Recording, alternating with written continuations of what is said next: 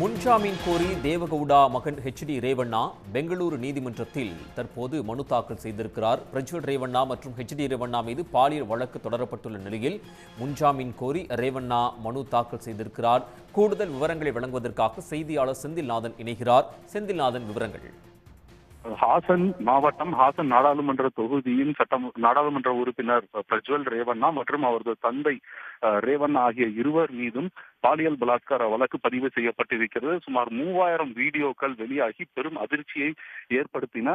இந்த வழக்கில் தற்பொழுது பிரஜ்வல் ரேவண்ணா ஜெர்மனியில் பதுகி இருக்கிறார்.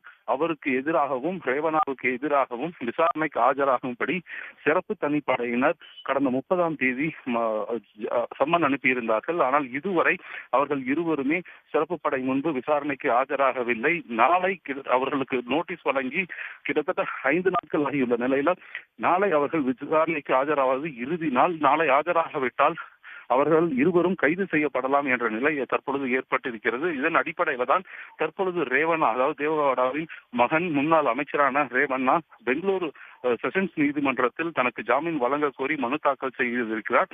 இந்த மனு நாளைக்கு விசாரணைக்கு வரும் என்று எதிர்பார்க்கப்படுகிறது. ஒருவேளை இந்த ஜாமீன் மனு மீது நாளை தீர்ப்பு பெறப்படாவிட்டால் அவர் நாளை கைது செய்யப்படலாம் என்றும் எதிர்பார்க்கப்படுகிறது. ஏனென்றால் அவர் சிறப்பு படை முன்பு ஆஜராகுவதற்கு நாளை இறுதி நாள் என்பது குறிப்பிடத்தக்கது. உடனுக்குடன் செய்திகளை தெரிந்து கொள்ள சன் நியூஸ் பெல் ஐகானை கிளிக் பண்ணுங்க.